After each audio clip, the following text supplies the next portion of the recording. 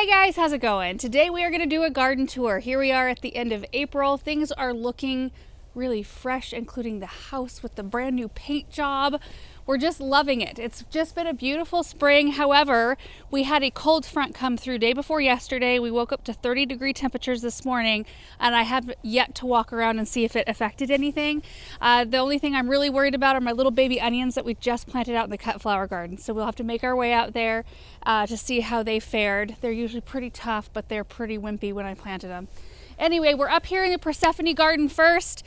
Things are looking really pretty. We've got alliums right here inside of our sprinter boxwood hedge, which went through the winter really nicely. I'm really encouraged to see how it looks this spring, and our alliums as well.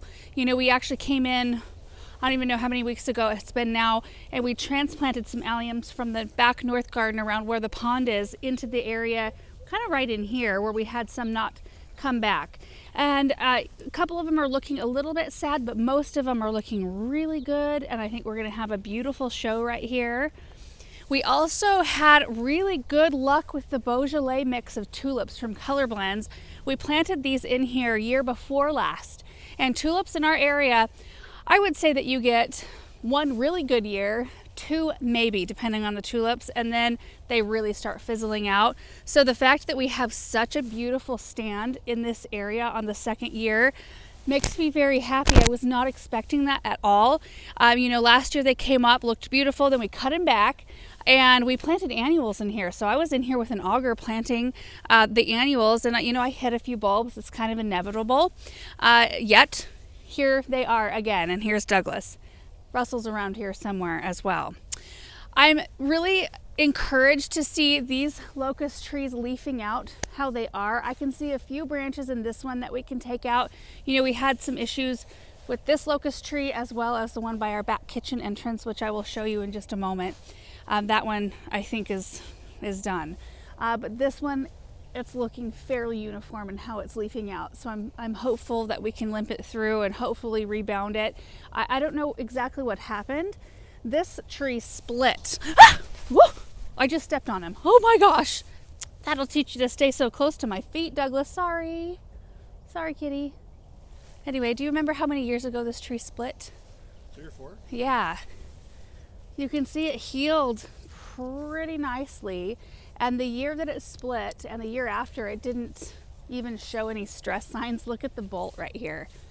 It's like starting to envelop. So it's clearly grown since that whole thing happened.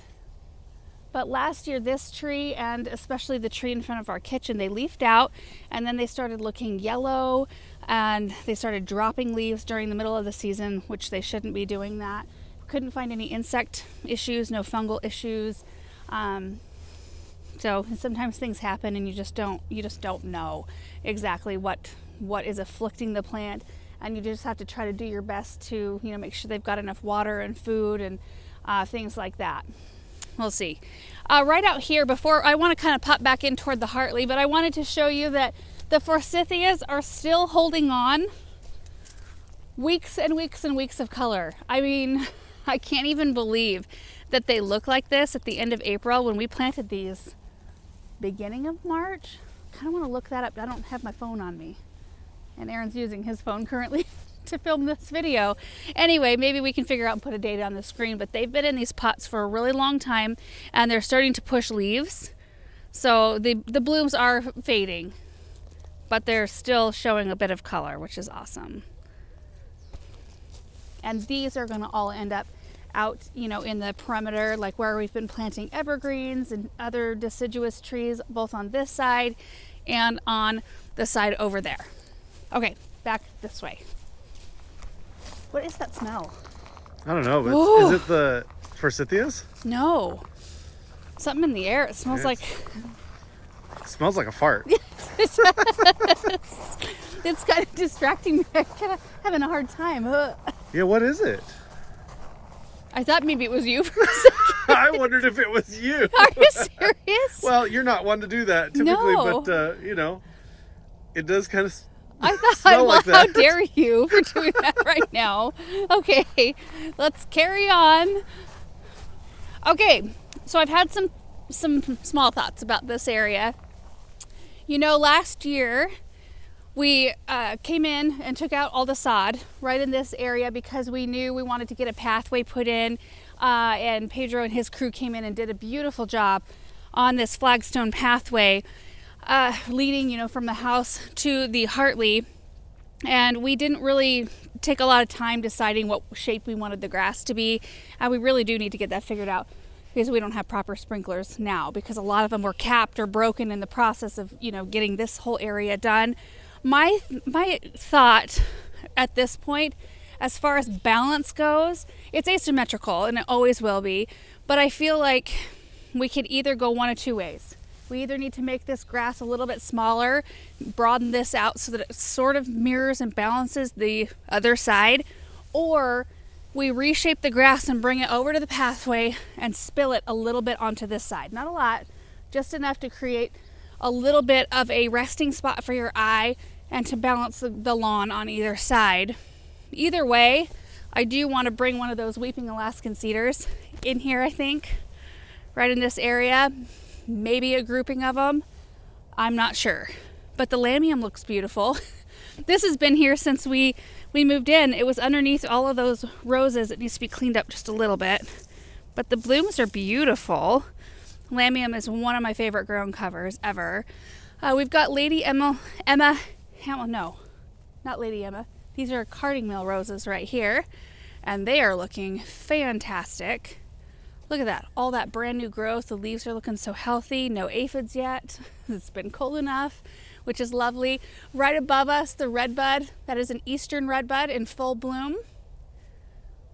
I love this time of year when things like that start to just kind of burst and everything. Like if you look back toward this way, the birch tree with its, you know, new growth and catkins that it has pushed, it just gives that beautiful drapey effect that I love. But I'm excited to work on this area further, and I'm trying to decide too if I want to put two flanking things right here, possibly like very sharp pyramidal evergreens, possibly some more lollipop sort of situation.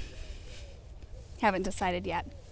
Korean spice viburnum is looking beautiful. Look at this, in full glorious bloom, and it smells awesome.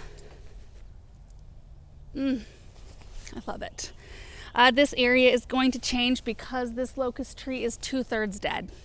So we were waiting. It's been struggling for what, 2 years, Erin? At least. Maybe it started struggling 3 years ago. And last year we kind of knew it was maybe on its way out, and I was just praying that maybe this spring it would somehow turn a corner and everything would leaf out. It's got 3 main trunks. In fact, let's go over that way. 3 main trunks that kind of, or branches that come off the trunk, and 2 of them are done. They're dead. So all of these hellebores are going to have to be relocated because it will no longer be shady in this space. At the time when this comes out, we will probably take out the old, this is an old white lilac, which it still blooms and things, but there's borer damage everywhere, and it's got slime flux where it did. So it gets like these openings, especially just like on 2 branches, that ooze this white foamy kind of substance that smells very yeasty. It's really kind of a weird deal. But at the time that this comes out, which I don't know if you can see it, if it shows on camera, but this main branch here and the main branch right that comes out the front, right out the front, those are both dead. They're not leafing out at all. It's only the one that cruises back toward the fireplace and kind of covers that. That's the only one that's leafing out. Can you see that? You can see that? Okay. So that will change this area quite a lot. It'll no longer be protected. That side won't be protected in the afternoon. This side will not be protected in the morning. So I've had some thoughts about what we could do with this space. I mean, it's not, I think it's happened so gradually that I've had a chance to kind of come to terms with it, so it won't bum me out super hard when it goes, especially if it's looking really bad, you know, really bad and mostly dead. I'll be sort of happy to get that element out, but I think that'll open up some nice sun in this area, and maybe we could do, because it is, you know, right directly out our kitchen door, we could possibly create a really charming little potager right here that's just easy to run out, grab a few tomatoes, like maybe we do 1 tomato plant and we do some herbs and we do some things that I can run out and grab quickly instead of running out to other areas. So that's one option that we've kind of tossed around. I just can't, I don't know. It's just hard to think about when everything looks so pretty right now. The hostas are coming up in there, like kind of behind the fountain. There's a whole bunch of them in there. Will the viburnum need to go as well? Does it need a little bit of shade? Yeah, they are kind of understory shrubs in our area. I don't know. That will bum me out. This won't bum me out. The tree won't bum me out. The viburnum, well, especially right now because it's in full bloom, that would bum me out. But you know, that's how it goes in gardens. You have to be okay with change and things like this that are unexplainable. I mean, who knows what happened? We thought about, well, we could go back in with another tree and just try to limp everything else along until the tree has enough size to protect it. But I don't know, and maybe we will do that. We'll just see how it goes. We recently did a refresh on these pots like a few days ago, and I've really enjoyed this area since that was done. Also, I did want to talk about the window boxes being gone. The only window I miss the window box on a little bit is this one right here. Just because there's no shutters on that one, while there's shutters on all the other ones. It just looks a little bit bare to me, and maybe we could come in with one black window box. That would be kind of pretty, and do one. But it's so nice not to have anything to water over here or maintain. There's no, dirt or water overflow on the ground, and that's something I did not want anymore. These window boxes have always been a little bit of a pain, and to be honest, I was never really excited to plant them, so it's nice not to have. There was 9 of them around the house. So I'm kind of excited to not have that project this year. We can focus our attention on other things like fixing grass lines and cutting grass out of the front lawn, things like that. Okay, let's move on. Let's see. This area here is beautiful. Incredible hydrangeas leafing out, looking amazing. These just create the best hedge right here. They may struggle a little bit more when the locust goes. We'll just have to see how everything responds once there is the lack of shade from that tree, but these have done really well in this area. We have some lemon zest roses that cut back earlier on, and I talked about relocating them and just haven't done it yet, so they might stay here this season. We've got a clematis. This is a still waters, just planted this, and when I showed you guys when we planted it, this one was almost open but not quite, so it's opened since we planted it, and I think that that's such a pretty look right there. And then this way, I kind of want to go down the west side if that works. We'll come back to this area. But this whole flower bed just filling in beautifully. The lamb's ear that we transplanted, I can't even remember where we transplanted that from. Do you remember? I remember it looked really rough for a while it was kind of rebounding from the move. We've got ferns that are coming up that will fill in this space between, a few little heucheras in there. This Empress Wu hosta gets massive, so it kind of fills in this whole space. And then we've got a double file viburnum that I love. I love the structure of this shrub. I was actually looking at this space yesterday. I've got a bunch of hostas back in here among the daffodil foliage, but I thought it would be really pretty to put like 2 more of these double files in this space. I think that would be a pretty look, especially when they're in bloom. They get those flat discs of white bloom, and they just get that very layered, really architecturally beautiful look. White bleeding hearts with the autumn frost hostas, always a favorite. And the brunneras are coming. One of them is real big and blooming really nicely. I think I didn't lose one. It's just very puny. We might need to get in there with it, be a little bit more routine in our fertilizer on a couple of these. We also do have a lot of hellebores in here. We planted them as little tiny itty bitty things, and they're starting to fill in. You can see the hostas starting to come up. And the daffodils in this space, we're only getting a few blooms. Kind of figured that would happen. What is Douglas doing in there? What are you doing, Douglas? This space, it's clearly under a big maple tree. The first year after we planted him, when you put a bulb in the ground, it's all charged up and it will bloom the next year, regardless of where you put it. But if you want it to bloom consecutive years, you need to put it in a spot where it's getting enough sunshine so that the leaves can gather up enough energy to feed that bulb so it will bloom the next year. This area just is too shaded by the time these leaves need to start soaking up that energy, and so they just struggle to perform. It's still a pretty little grassy look, And we'll probably, we'll start planting more things in here, and as more things start to fill it in, it'll probably just push the daffs out. But it was sure a beautiful show that first, and really the second year they did okay too.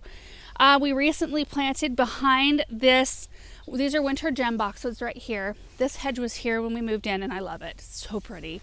We have a Katsura Japanese maple, and then we planted the peppermint patty Virginias back here, and they look so good. I think I haven't seen a Virginia in the ground or in a container be as big as these are. I hope they like this location.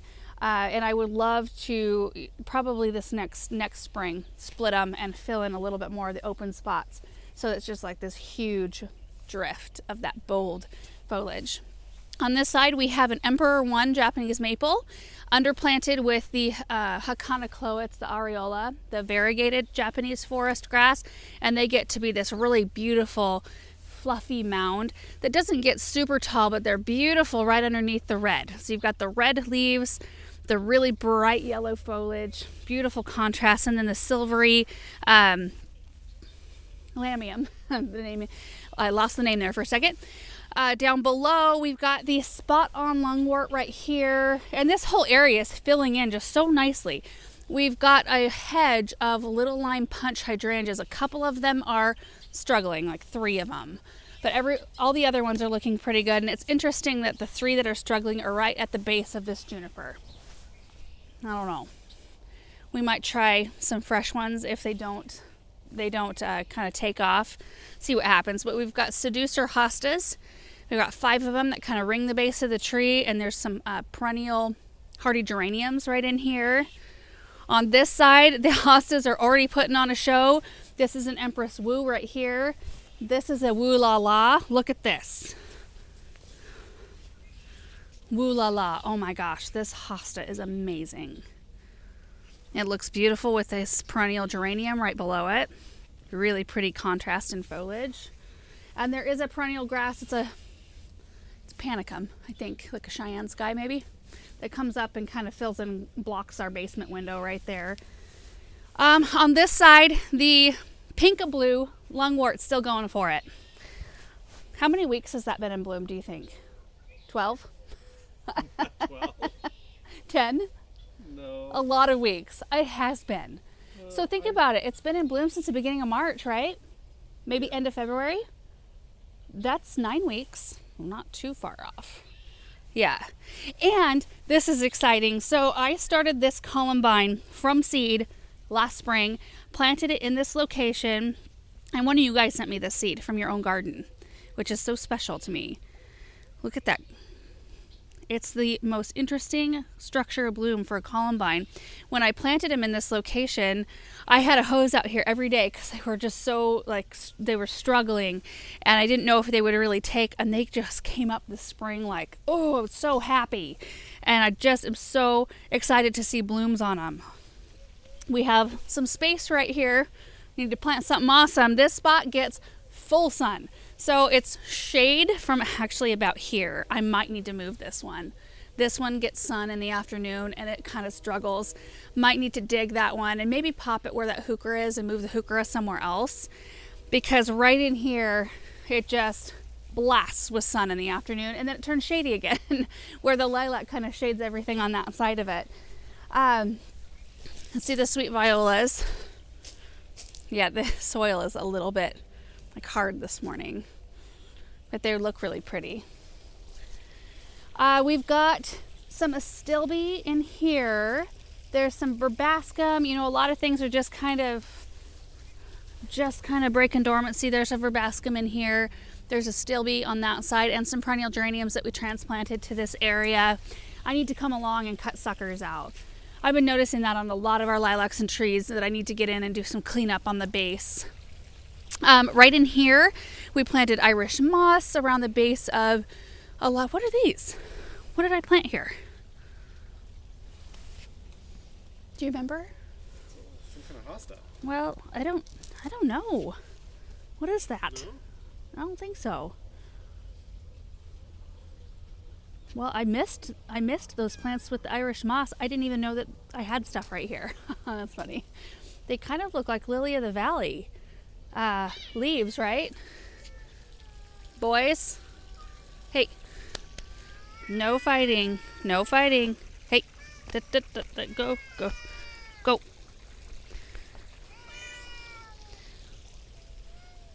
Come here, you're fine. Douglas kind of a meanie. I don't remember what variety of Japanese maple this is. It was in a wood box down at the garden center and it was struggling. So I got to bring it home and plant it, and it's kind of struggled through the years for me. And you can see it's very lopsided because we've had to cut a bunch of it that was growing that way off. But it's so beautiful. The leaves are so beautiful. I just need it to balance itself out and grow a little bit more that way. But look at these leaves. Like this one right here. Look at how bold that is. I just love that so much. We haven't brought any mulch up into this area yet, so I think that'll happen here pretty soon. But we've got limelight hydrangeas, and we've got another one on the other side there. And this area just kind of fills up. I usually pop some annuals right in the front there. The muscari and the tulips all go away, you know, later in the season. And then this area right here is another big goal of mine this year. So I don't think the paint line exists. I think you've probably mowed that up by this point. But Aaron and I came out here with a paint gun and we marked off what we were thinking of possibly doing in this area. I initially put in this little itty bitty flower bed just because we needed to get sprinklers worked out. I knew that eventually we were going to do something different up here. It was never the intention to leave it a skinny long thing because it's not the right scale for the front of the house or for the size of our lawn up here. Would it be helpful if I walked how we thought of, okay, so I'm gonna start at the beginning over here and I'm gonna walk what I think we might cut out for sod, or maybe I'll start right here. I wanna connect the two areas a little bit as well. The Donald Wyman crabapple is looking so good. The top of it is looking a little weird though. Like it's further behind the rest of the tree. I hope it is okay. But here's what I'm thinking. We come off, we might have to redefine, exactly where the curves are here. But at this point, I'm thinking of kind of coming like this. Everything on this side of me, all the grass goes. So it kind of does this right here. And then when we get over here, we stay fairly wide. And it might kind of curve out. It might maintain maybe the same width depending on what we plan on planting along the sidewalk. But at the end over here, what I want to do is create the flower bed, or cut out the flower bed to include that maple. So it would come out like this, and it would meet up with the same line and the same sort of feel, the same angle as the grass right there. So it'll come over here and it'll sweep over, include the maple. And then this whole area up here will be much bigger to plant in, which means we will have, let's head back up there. We'll have more brick sidewalk. Let's walk this way.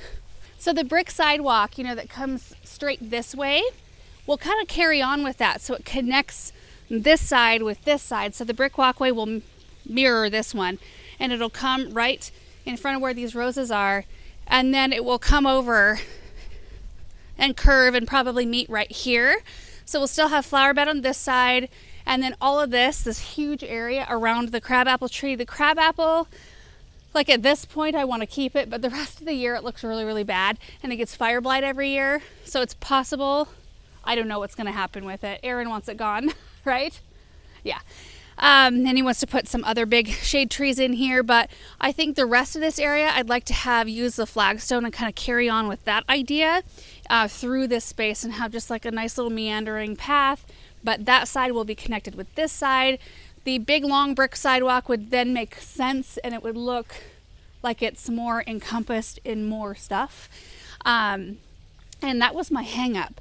I wasn't sure what we wanted to plant, or I didn't plant it in this area because I wasn't sure where the flower bed lines were going to be, or what we were going to exactly do with this space, because at one time we thought about making a circular drive in this area and just really cutting out a lot of this and having our lane go in front of our house and really utilizing the old formal entryway as our entry instead of this. So that's kind of why it took so long, because we were unsure of what we really wanted to do with this space. And I didn't want to come in with a bunch of plants and put in a bunch of things and then not have, I don't know, then have to move it all if we decide to do something else. So we're really close to this area. Let's head this way. We've got a beautiful crabapple that's in full bloom right here. And I am not sure what variety it is, if it's like a Louisa. Louisas are weeping though, right? This is kind of this is as big as it gets. This is an old tree. It was here when we moved in, and it just stays this size. It was a little smaller when we moved in, but it doesn't, it's more of a lollipop sort of situation than anything else. So I'm not sure exactly what variety it is, but it's gorgeous. And there's just a mishmash of perennials in this area. I've not really spent a bunch of time adding stuff. There's Centaurea, Salvia that was here when we moved in. I did add the big apricot tulips. Those are the big color in here. We barely hit it in time to see those. But they've got huge pink blooms that I love. There's also some Royal Jubilee David Austin roses. I planted those when it was much sunnier in this area. These birch trees have put on quite a lot of growth. I do think I'm going to need to move these and relocate them to a sunny spot at some point. I love having our dining set out here. It's perfect because in the evening it's shaded in this area and it's just such a peaceful spot. We moved this bloodgood Japanese maple from our back kitchen entrance. That was the tree that was in the corner, and I'm not sure why we even moved it over here. I don't remember, but it looks beautiful right here and it's happy. We've got some heucheras in here. This is like evening gown or ball gown. I can't remember. One of them's dark leaved and one of them's bright green. One of the two, but they're coming back really nicely. And then on this side, we're really starting to develop this area as more of a shaded spot. So there's a Japanese maple right in here, and thank goodness there's still a tag. This is a red dragon right here. There are oak leaf hydrangeas that are getting big and they're beautiful and they really put on a huge bloom show. And I'm just so thankful. I think these are a Gatsby Gal right here. So we've got 3 of them in here, or 4. 1, 2, 3, 4. And then I'm trying to repeat that around this side, right in here. And I think that one's dead. Gotta handle that. This area fills up with Russian sage and sedum. It gets surprisingly full later on in the season. There's some yarrow in here as well. I think, did I plant that yarrow? I might have planted that. And I think I planted a couple more sedum in here as well. Stonehenge dark druid yews, which get about 3 to 4 feet tall and wide. I put them here kind of thinking I would leave them fluffy. I think in the end we'll probably shear them a little bit just so that, the wildness is off of them. But I don't think we'll ever shear them in really tight forms. I mean, never say never, but I kind of like the look of them being a little bit more natural. I will try again probably with another oak leaf because I think it would be beautiful to have 1, 2, and then there's this one right here. It'd be pretty to have 3 right in here, right at the base of this blue spruce tree. And there are hostas underneath that we planted last year that are coming back up. The tulips in here are looking so pretty. These are the ones that are a little sad this morning after the 30 degrees. Look at this. Oh, sad. This is Blushing Lady. And then we have Johann Cruyff. Probably saying that wrong. Anyway, I love the blend. We just came out here, I think it was January. We had a nice little pocket of weather and I had these extra bulbs and I just thought it's kind of now or never, or I'm gonna have to put them in containers, which is kind of the worst. So we got out here and got it done. And I'm thankful for it. And now we have plenty of room to repeat the yews on this side so that we have some balance and good rhythm in this space. And I'm looking forward to continuing on. I really want to add some either red twig or yellow twig dogwood. So, coming out of a winter, knowing how empty this space looks, I really want to focus on first things that look really good in the winter time, and then we can add in our colorful fluff for the rest of the season. We did plant this not long ago, the Jubilee Weeping Alaskan Cedar. This one only gets 10 to 12 feet wide and 20 to 25 feet tall. So in the end, I'm kind of hoping that they just barely touch each other. And I think it's going to be such a beautiful accent in this space. Love it. Okay, so this way, we kind of already looked at the forsythias. The blue pansies in the pots are looking great. Very simple, but fresh. I think at this point, let's head toward the pond. I love looking at the fence line over here, the new fence line that we just planted some things along. In the end, what we hope to have is a very thick mixed border that sort of blocks off our neighbor's house, just so that we have, I don't know, a privacy hedge in a way, but also I just want to see a nice, beautiful green backdrop instead of a home. It's a pretty home, but you know what I mean. I think that's kind of the goal a lot of the time. I love the variety we already have, though. I mean, for as few trees as we have compared to what we will probably have out there in the end, I think we've got a really good start on that space. Oh, this lilac's about ready to bloom. Oh. And usually these irises and the lilacs overlap just a little bit in their bloom time. And we've got purple iris and a purple lilac. I see one bloom open. It's too cold this morning. I don't get any scent from it yet. It's chilly right now. Weeping willow's doing great. Oh, there's one dead branch though. We need to get that out of there. Probably need to do a little bit of lifting of the canopy as well. All right, so in the pond space, beautiful daffodils. They're the Dahlia variety. I feel like they look so natural in this area. Really happy with the placement. You know, we had some friends here, Gabe and Katie, they came and helped plant all of these, and that was a fun day. It's really fun to have those memories attached to certain little like areas that have been planted, or certain, you know, like the whole pond area has like wonderful memories of the whole crew that was here, that sort of thing. Also, you can see how important, you know, putting in hedges can be to your garden space and how it makes it feel. Along the fence behind our barn, you can see the homes back there, which again, they're beautiful homes. We like all of our neighbors. They're all wonderful people, but we also love to look at trees and pretty things like that. So we are going to be working on cultivating the mixed border over there this year as well. As soon as Chad can get here, it's been a really busy spring for everyone, but we're going to build up the berm that's back there and get some things planted. And I'm looking forward to that.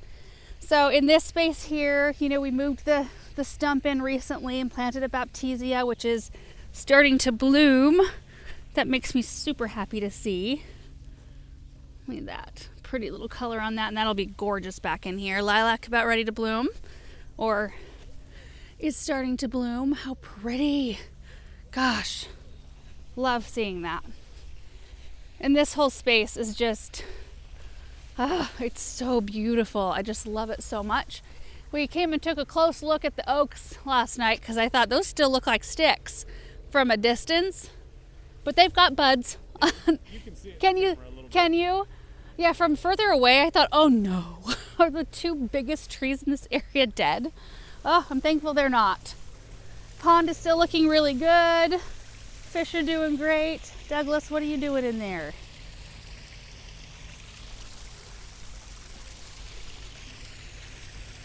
The water is super clear. You can still see a little bit of algae fuzz in there, but we've got everything in place that it should never be, well, never, I should never say the word never. It shouldn't become a problem like it was before. Now that we have the auto doser in and the ion gen is in the water, algae will still happen, which, you know, the fish feed on the algae, so you want a little bit of that going on. But I'm just thankful the water's not cloudy at all. We don't have any algae buildup on rocks. Looking really good. Okay, we have a Sempervivum container. Everything's looking good in there. How'd they fare in the 30 degrees? Look pretty good. I don't think I've watered that. I don't even think I watered it the day that I planted it and set it out here. Should probably do that here soon. So this area is gonna, you know, see a huge change. We went over, you know, the dream stream plans and how the stream's gonna kind of work through its way through this area. It's gonna be absolutely beautiful. And there will be, I wanna head back here anyway, there will be a walkway. Do we wanna show the playground? Or do you wanna put that together in like a... Yeah, let's have its own video. Okay, so I'm not going to venture very far back in there, but there's going to be a walkway that goes up over this way, and then it cruises around the back of the blue spruce, and it will either branch off to the play area or it'll branch off back this way, which will lead you out another opening right here that lines up with the back of the Hartley. I'm so looking forward to that. That is an October project, so we'll have a lot to look forward to this season. The crab apples behind the Hartley are about ready to bloom. Oh, you should look from this side. There's some blooms on this side. And we will put the name of these up on the screen because I can't quite remember. Are they Sparkling Sprite? Does that sound right?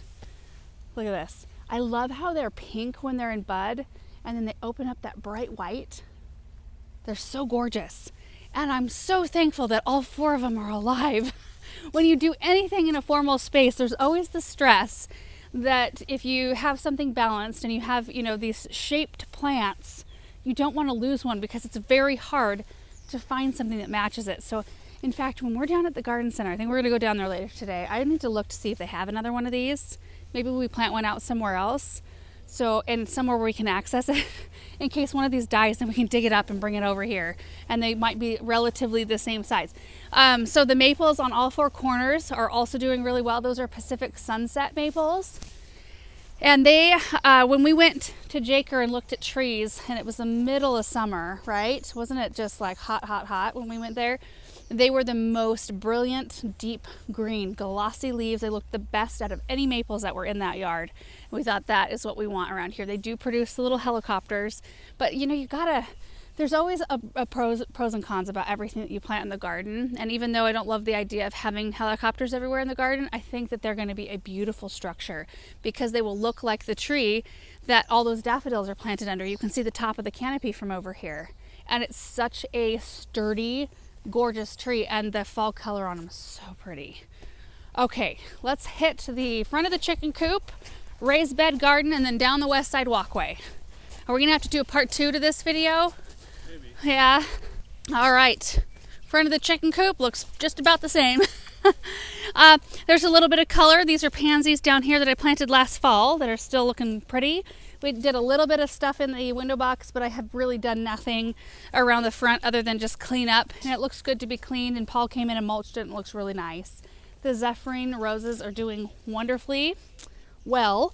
And then, you know, this is where the topiary was that we just moved and put out in the south garden. I love it out there. In fact, I like on purpose drive to where I can see it from certain angles because it makes me so happy to see it there. And I actually like to have this area freed up so we'll be able to see the rose a lot better. And I think the rose will be happier too. I thought I killed my wisteria there for a little bit, but it's starting to leaf out a little bit. Where are you planning on putting all the evergreens? Huh? Don't talk to me about evergreens.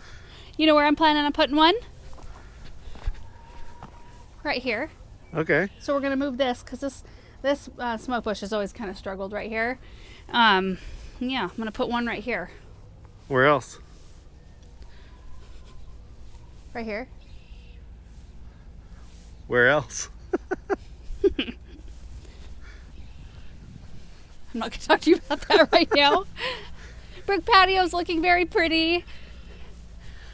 We need to figure out some sort of situation for this, some sort of fountain situation for this area. I just don't know yet. It's a hard one because I want to get the balance right, but I don't really want a giant fountain in this space because we sit here a lot in this seating arrangement, and I want to be able to look and see the Hartley and not have that view marred by like this massive fountain. And while fountains are beautiful, I think that this is really, really beautiful. So, you know, I've thought about moving the pineapple fountain from behind the chicken coop, and while I feel like that one might be a little bit out of scale, it might give me an idea of what I actually need for free before I buy a fountain to go here that might possibly not work.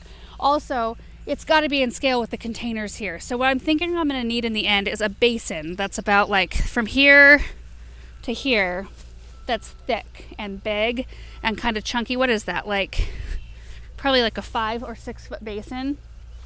And then something low in the center, or maybe even just like a small spray of water coming up. There's a skid steer. I don't know if you can hear that, but that's what's going on over there. Anyway, so something that just shoots up water like about this high, and then we can still plant around the outside of it. I don't know. We'll see what happens there. It's kind of fun to have those spots too where you kind of know what you want, but you're just waiting to see that perfect thing. And one day you'll find it. It always works itself out. We might just be planting it this area this year, which will be completely fine too. We'll see. What's your plan with the boxwoods? You were telling me you had an idea. I don't know if I want to talk about that during a tour. I'll keep my mouth shut. Okay. Okay, so as many of you know, we have these boxwoods right here that lead to the fireplace. The kids and I use this entrance a lot. And you know, we have a boxwood square kind of going on. I think I want to repeat. I want to just have the boxwood stop here and have this be a larger area and repeat the same thing on the other side. It'll be, the boxwood hedge will be the same on all the other sides starting here, and it will still be the same on this side too. It just won't go right alongside the bricks. But I kind of like the idea of not necking this area down. I love to see this, the form of these benches. You know, Where are you thinking you would access that walkway in between the boxwoods? well, I was thinking of just like a couple of like flagstones. So a flagstone, and then flagstones up here to meet the brick in this spot right here. And you want to marry that on the other side? Yeah, I think so. So we would take the same look, we would bring it over here.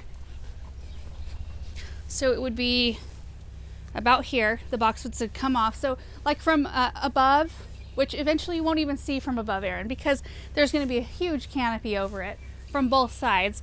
But you could access it, same thing, flagstone walkway that comes through here, and then maybe it leads you out this way, you know.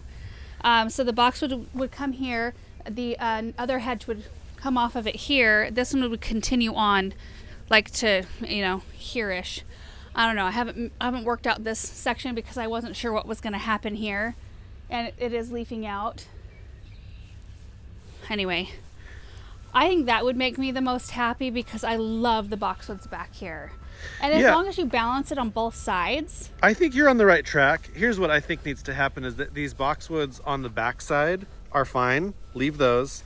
But these definitely need to come out, and they need to match up with this line right here.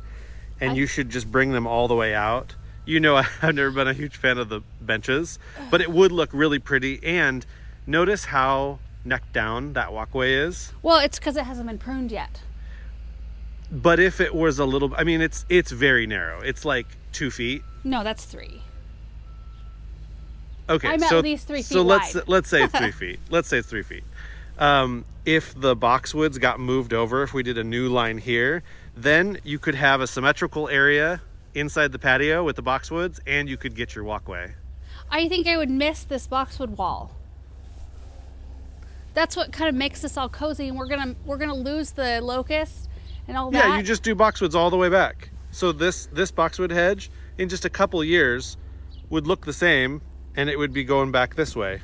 Right, which I think that would absolutely work. And it would give you a little bit more walking space too. I think that would work, but I think I would miss seeing the line here. I don't know. I like having this open. I like having it open to here, I think. I think if you continued on with this, because I think if you continued on, first of all, it will be years before this side matches. So it won't look symmetrical for a long time anyway. This one. Keep that one. So, and you do another hedge here, so you still have a walkway. Yeah. So how do you get rid of these then? Right. Oh, that would be sad. But we don't really use them. And you could make the whole area look a lot more symmetrical by placing them somewhere else. Away from our property. I love these benches. I think they're really pretty. You know what? We could add them to the store. Oh, no. They are so comfy. These are way more comfortable than the other benches we have. Like 1,000,000 times more comfortable. Like how they're shaped and they rock. Well, okay, what if you put them on the patio? It would make more sense. Just, put it, like twist it and have it face, that way on the patio, right in front of the boxwood hedge. And that way you would access kind of where you are right now. You would walk down the pathway here, but if you wanted to sit, you could just sit right here facing that direction. But maybe I want to face I want to face you if you sat in that bench over Well, there. but I don't ever sit in that one. But you could. You should try it quick. Okay. Here, let me have the camera. I'll show you sitting.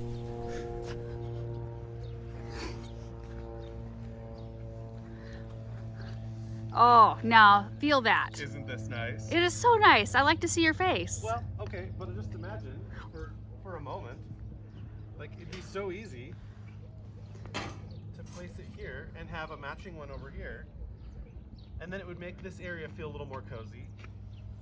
And you could sit here, or you could sit over there, and you could match it, right? Perhaps. And then you could have your walkway, which I think is a great idea. I think you're onto something.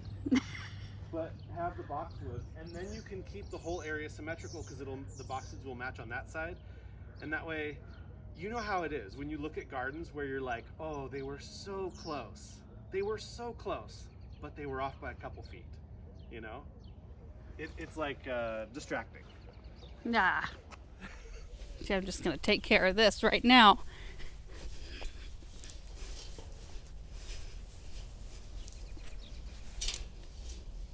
I like it. I like looking through here and seeing the form of these benches and then seeing the Hartley. I don't know. Well, you'll still be able to see them. I'm not closed to that idea at all. I just think I don't know. I gotta think about it a little bit more, I think. Okay, you know what? We just did a raised bed garden tour, so we're gonna skip that. If you didn't see it, just check back in the last week's worth of videos. It's there. Planted some Guernsey cream clematis right here. They're looking great so far, but I do need to plant something around the base of them a little bit. I was thinking like even if I planted a little bit of lamium just to kind of shade their roots a bit, I think that would make them happy once it gets really hot. Over on this side, things are looking good. Look at that North Pole hedge. That is a glorious hedge right there. Don't you think? It's even more glorious the closer you get to it. It really is. And when you look at it from an angle. Can we put a picture up of what it looked like when we first put it in? Yeah. Let's do that. And what it looks like now, it's just absolutely night and day. And did we have to replace any of these? I know we had to replace like one or two maybe down the way. Yeah, in fact, it's the tallest one that we replaced, Oh. which is funny. That one right Okay, there. yeah. It grew faster than all the rest, the one we replaced. It looks really pretty. This whole area, this bench got moved over when Paul and Bethany were working on the mulch. Bench usually sits here, but they left it over here because the tulips were really wanting to grow, and it looks nice to have that open right there. I don't think that's where we're gonna keep it, but we still sit on it when the kids are out here playing with their bikes. It's not a bad place for a bench. It's not horrid, but it's not built for a bench. Like it's not, you know, I don't know. Like, I think maybe right in there would maybe be better.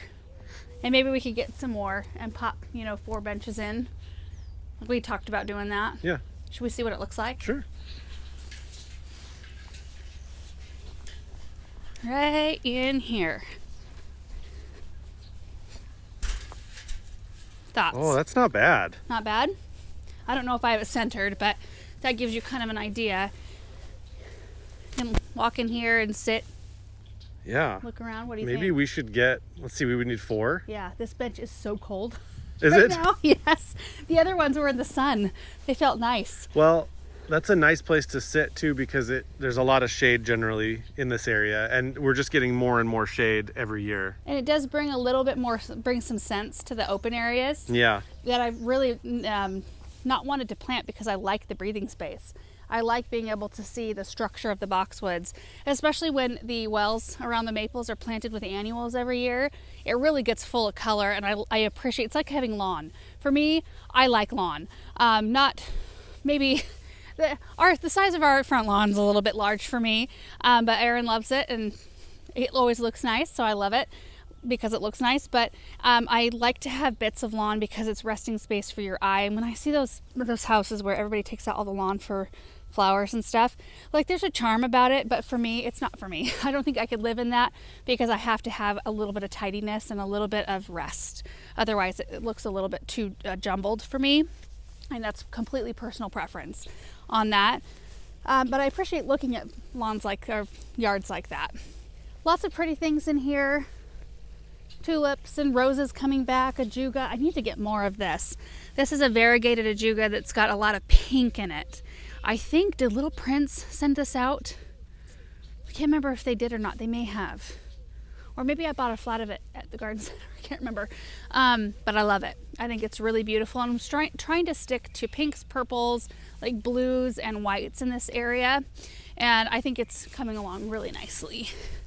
It's really filling out nicely. There's little pockets that we still have, but I like that we still have some space to do some work.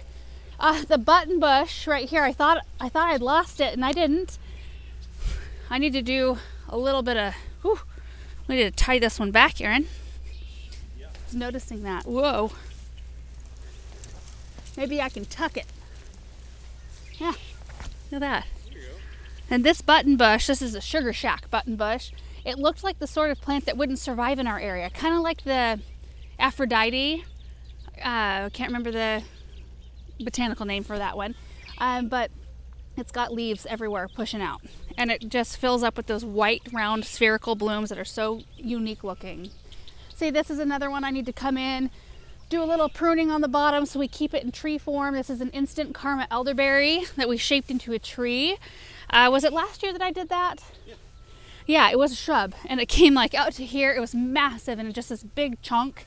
And came in, cleaned that out, and cut out a bunch, and I think it looks really nice. We've got campanula planted underneath it, which I adore, ground cover campanulas. And this corner has really filled in. We've got a serviceberry, the instant karma elderberry that was in here, again, was this massive shrub, and it was completely choking out this cedar.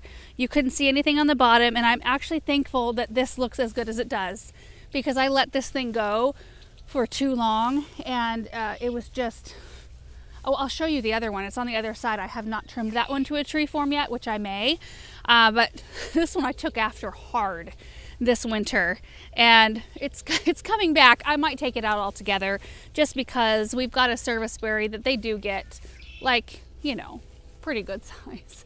So it might just be somewhere where I need to take this out, plant a vine on the fence to just kind of block the fence, and everything else can fill in.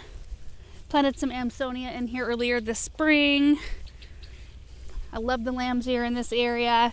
If we pop around this side, then you can see the true scale of the instant karma elderberries. Look at this. So those other two that are trained into the tree form, this is what they looked like. I don't know how big they say they get on their website, but I want to say that ours get bigger than what they say. Black lace elderberries, same thing. They do so well in our area. They love it. Oh, and this area we usually plant up with annuals that we have left over from other projects. I don't know what we'll do with it this year. I do know we have Pedro set to carry on the brick border that you see stops right up there.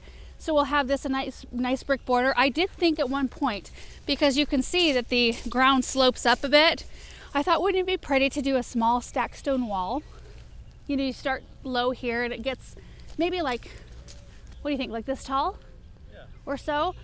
So it mirrors the one maybe around our kitchen entrance. We can bring in a little fill and plant it up, and that would bring a really pretty architectural interest right here. What do you think about that, Erin? Yeah. Yeah.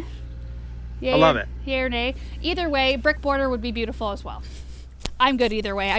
That thought kind of came through my head the other day. Okay, out here we'll probably buzz through this pretty quickly. But we've got the eastern redbud, and I say that because they're building a house right here, so they've got a lot of noise going on. Eastern redbud that I dug up from over in this location a number of years ago, maybe 4 years ago, and planted out here.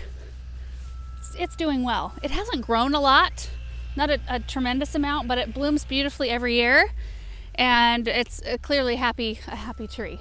Won't this be gorgeous when it's as big as the one by our fireplace? I hope it gets that big out here. And things are just starting to come alive out here. We have done no mulching in this area, nothing out in the south garden yet, which will come as we have time to do that.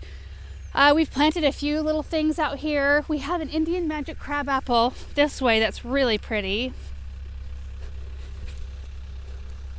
And some lilacs that are about ready to bloom too. This one's almost done. Aaron's parents have one of these right outside their dining room window, and it's the most glorious tree no matter what time of year you look at it. So I knew I wanted to have one here, and I just think it's looking so nice. We planted this last year.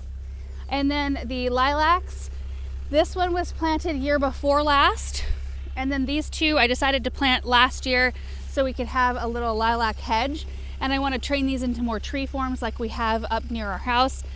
So I will be coming in. I need to do this one. Oh, look at all this. This one pops up growth everywhere around it. So I'll be, pulling all of these things, cutting them off, and then cleaning up all of these lower branches so that it looks like clean trunks. And I'll probably thinning it out too a little bit. But, oh, the scent is amazing. I think this is the Abraham Lincoln, right? Lilacs. They're just these beautiful pale lavender flowers. The berries are doing great. We've got the blackberries, new growth on all those. Look at our raspberries. Oh, this is so exciting. So this year, instead of mowing them all down like I did last year, I treated these as true everbearing raspberries. And I cut them back. So on a raspberry cane, everbearing, on first year canes like this right here, this will be a first year cane. It'll shoot up and then it'll produce berries on the very tippy top.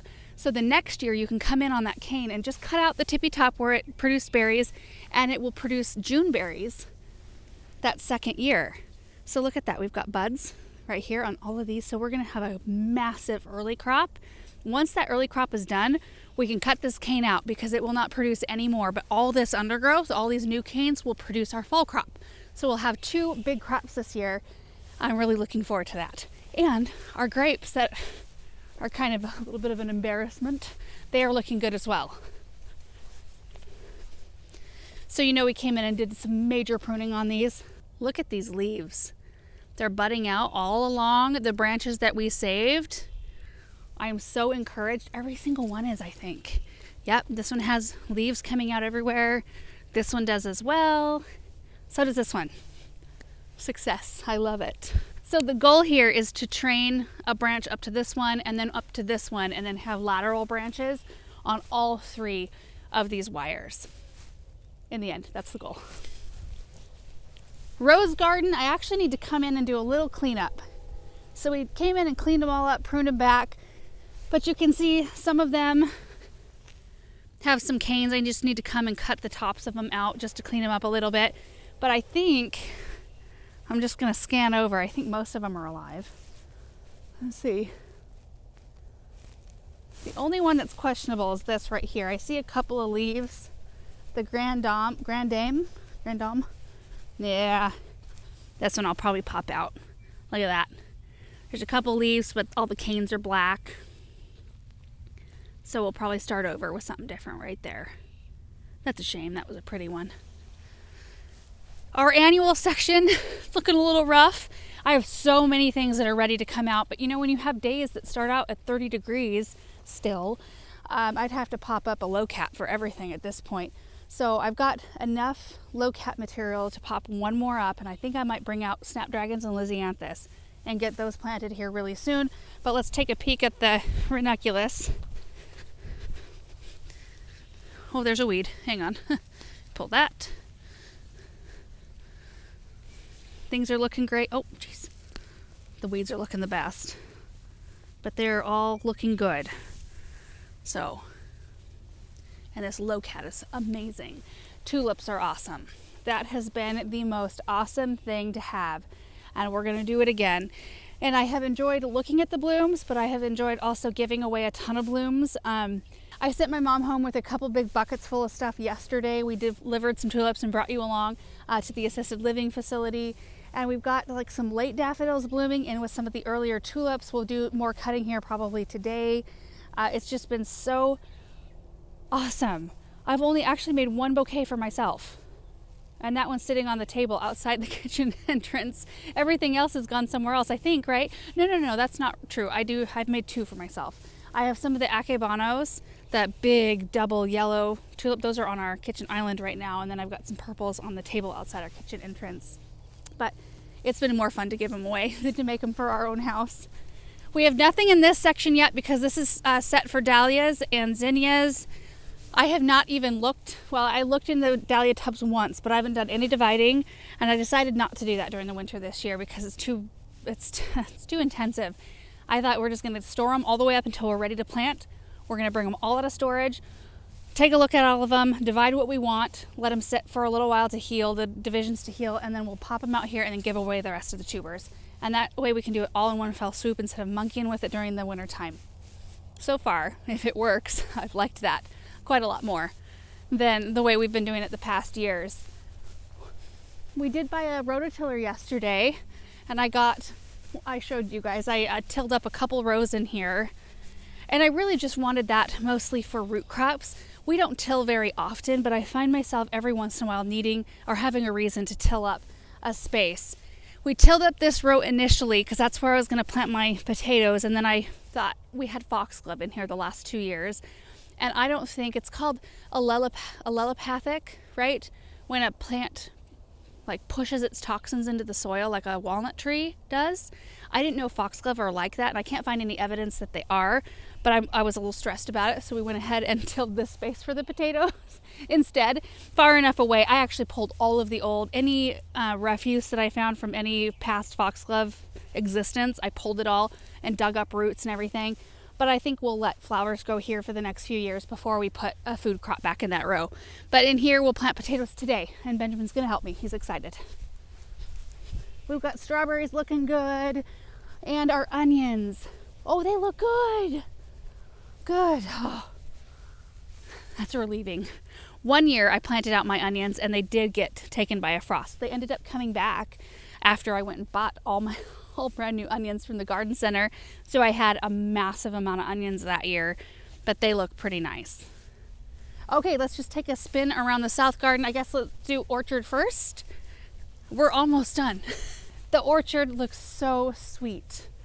All the trees are looking great. They have all bloomed. Oh no, the apples are just starting to bloom. All the rest of them have bloomed. Yeah. Apple trees. You can see the bloom starting in right here. And I bought the little mesh bags. We're gonna bag our fruit this year to keep the worms out, because the trees are small enough to where I feel like I can manage that and it's not gonna be too much of a chore, but I'm really looking forward to that. Love the way the orchard looks. We've had several different shifts of bloom in here. We had winter aconite and crocus first, and then we had the little daffodils come up, and then we had some white daffs come up as well, and those are done. And now we have the muscari, and we've got a few little snowflakes in here, the leucogem, and we've also got some snake's head fritillaria. The kids come out here and just pick massive amount of flowers from here. Like just about every day. They're out here picking flowers, which is great.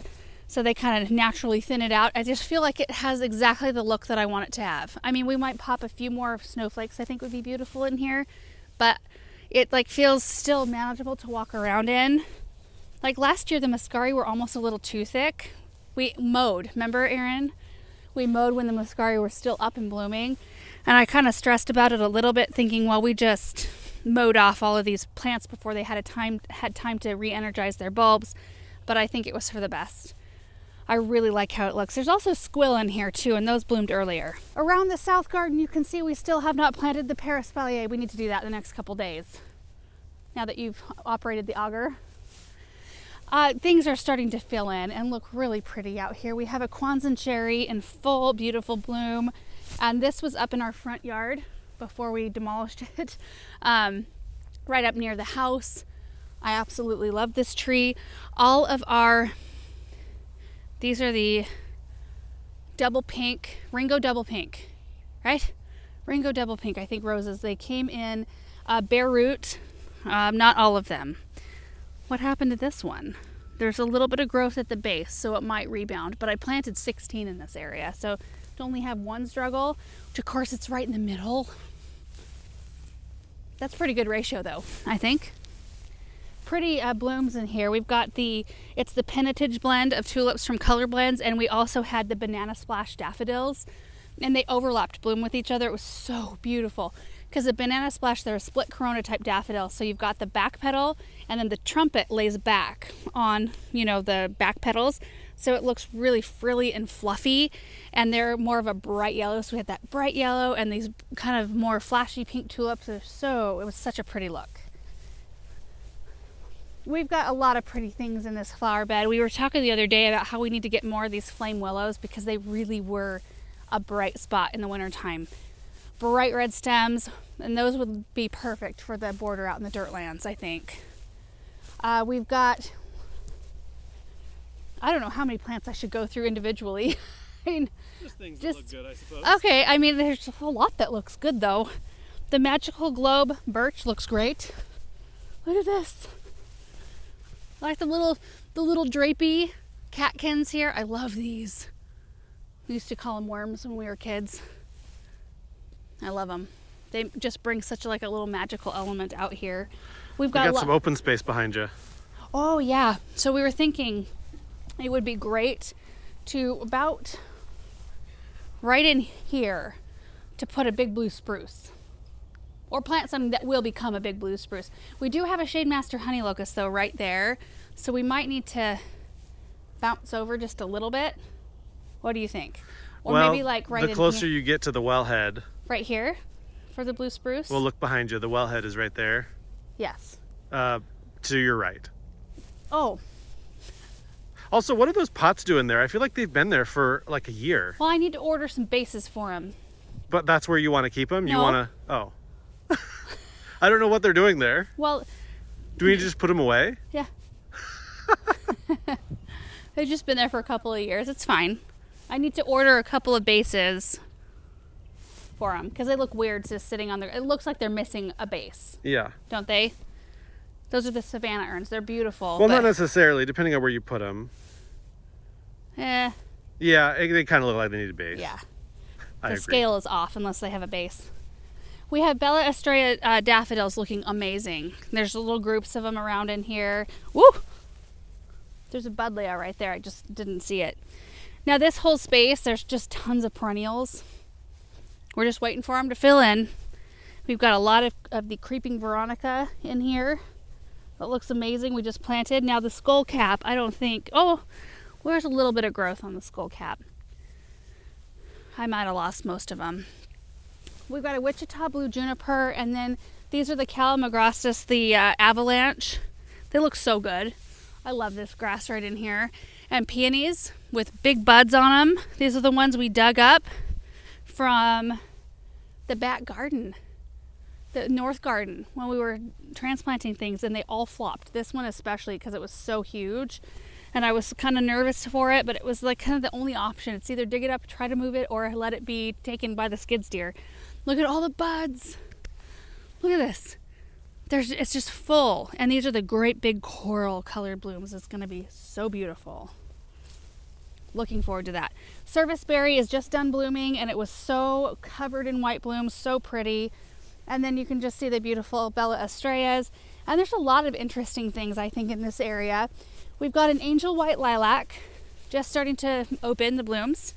We've also got the Tickle Creek white bark birch right here, which just has such a feathery, just interesting appearance to me. It almost has a larch look to it, to me.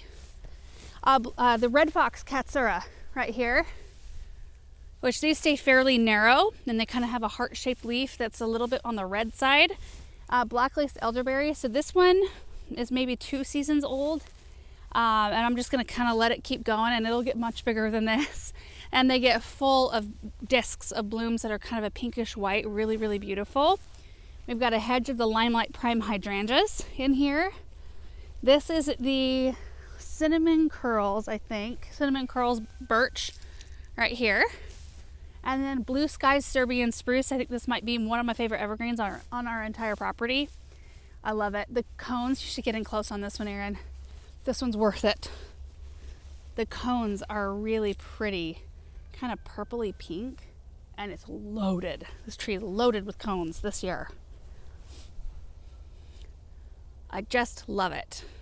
And we've got 1, 2, 3 snowball bush viburnums right in here, and I'm hoping that they just get their huge. I think they get 10 by 10, and they get covered. They look kind of like an early hydrangea, covered in these white balls of blooms.